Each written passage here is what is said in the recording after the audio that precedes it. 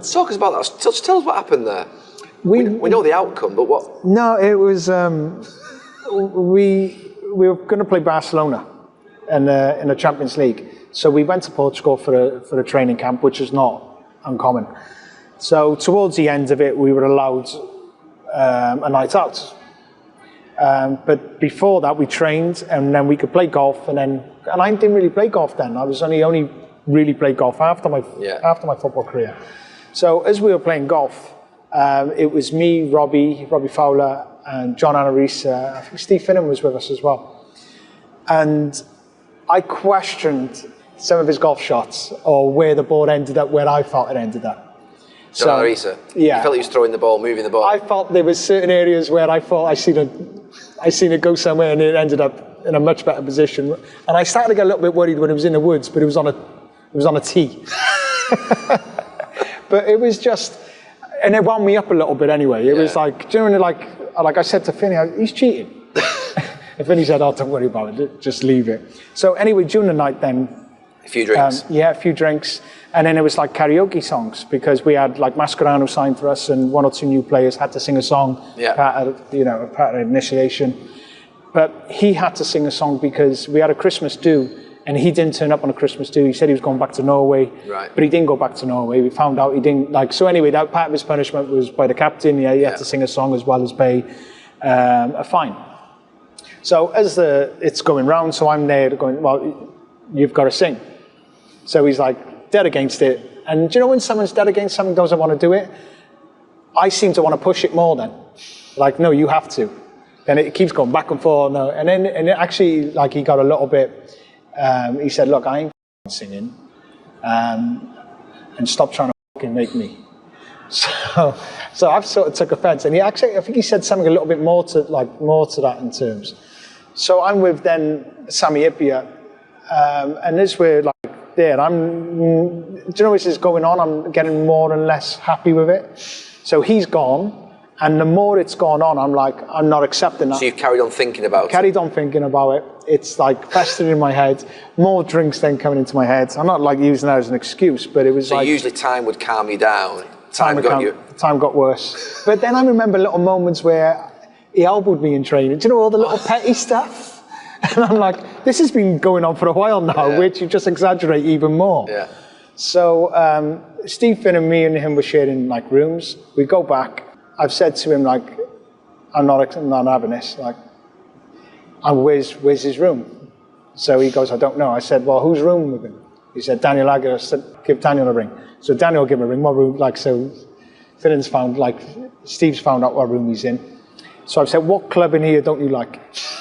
So he said, the 8 iron. He said, I couldn't hit it all day. I said, well, that's coming with me. So he's gone, where you going? I said, I'm going to go and find him. So he's gone, oh, Bellas, you can't. I said, oh, listen, you either stay here or I'm going. So he goes, I'm coming. So he's come with me. So I knocked the door.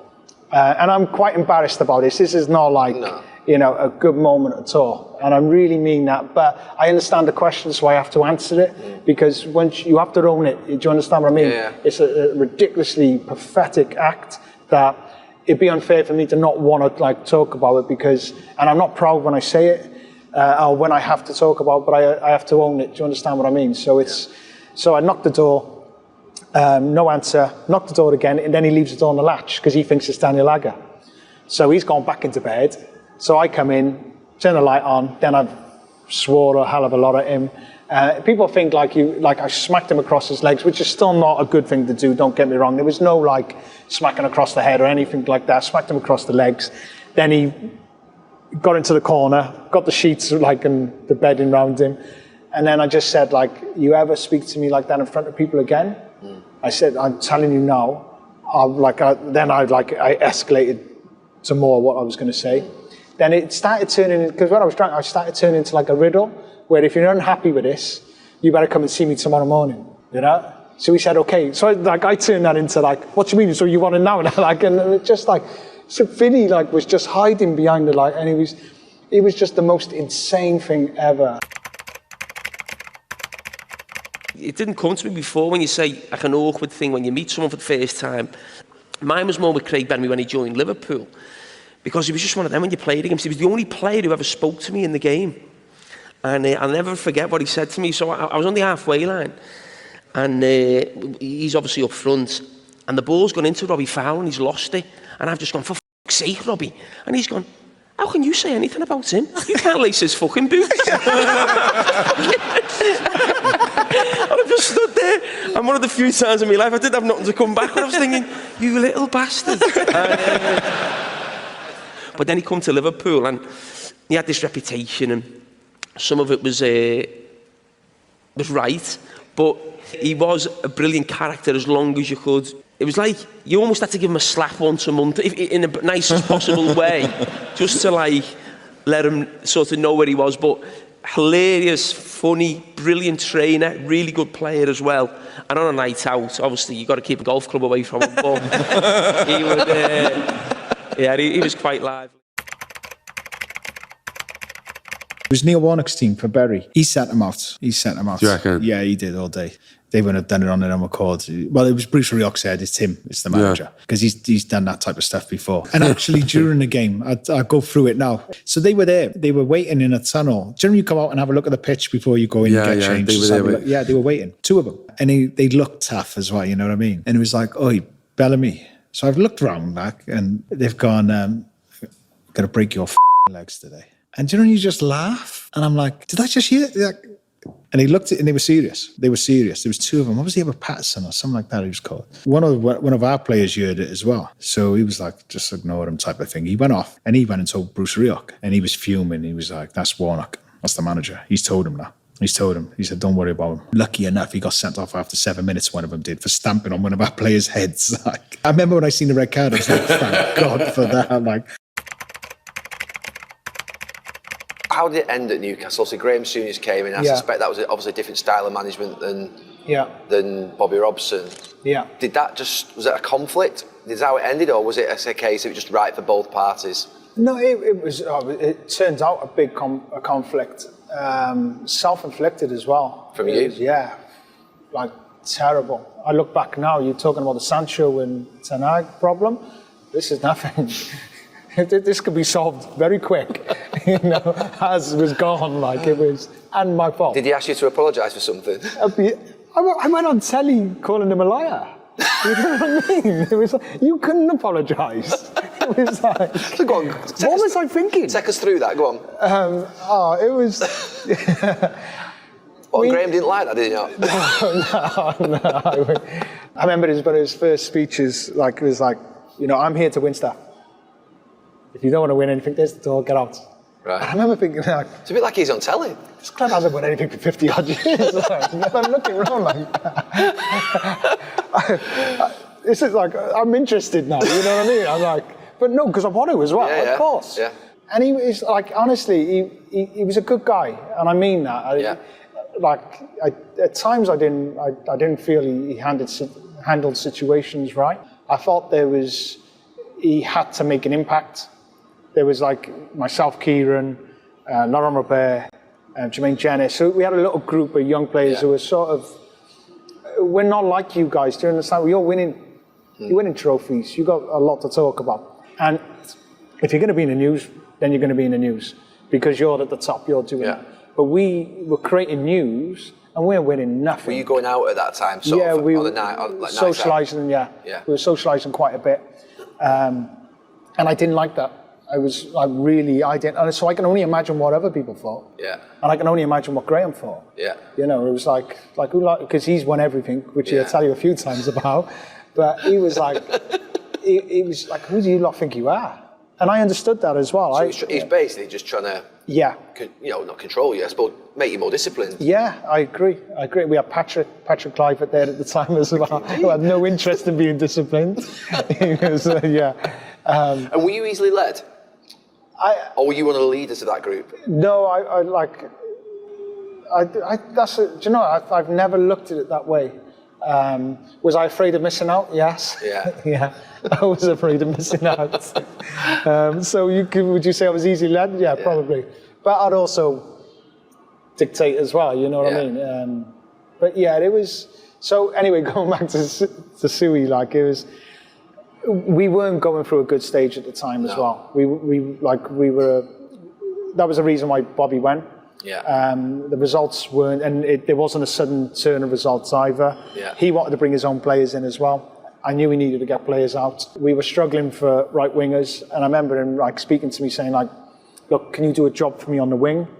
And I've played on the wing for Wales, like played right, played left. I never played up top for Wales, so I always played on the wing, so I could play on the wing. Then an article came out saying they'd listened to offers for me. So I'm not happy now. I'm like, well, I've been playing on the wing. Yeah. Doing like you a favour and also doing the team a favour, and now you're willing to listen to offers from me in January.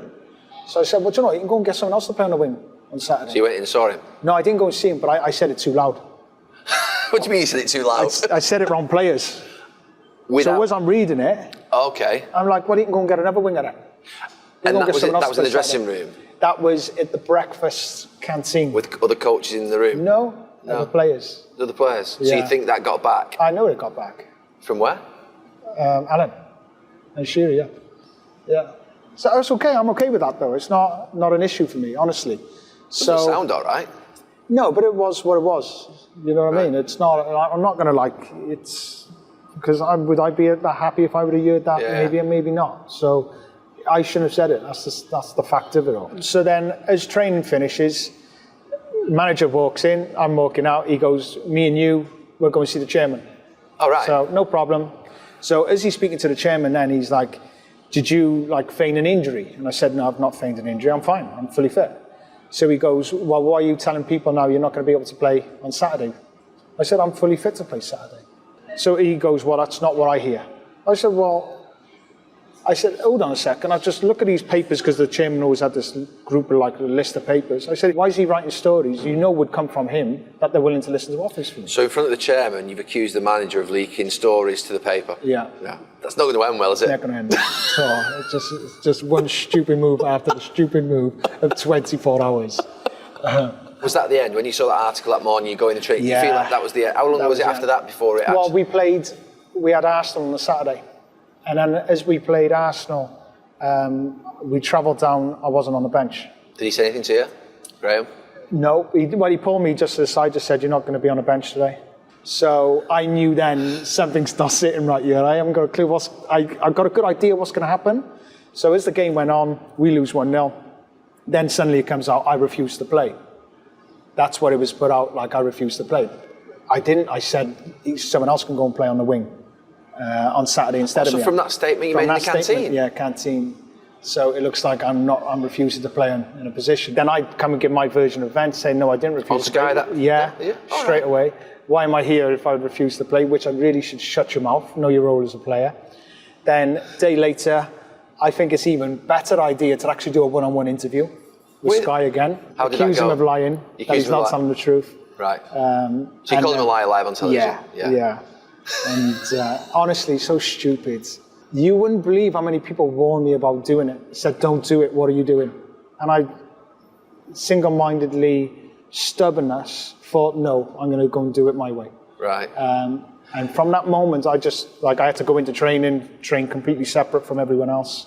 Do you know what? We both could have gone on so much better than what we did. It just turned out. I don't feel he helped himself as well by confronting and really attacking stuff. But maybe that's just how he was. But I also learned a lesson as well of like, you know, for me, it was like, what are you thinking? I don't know. I even to this day do not know what I'm thinking. I moved away from a football club I loved playing for. And I couldn't come back to it.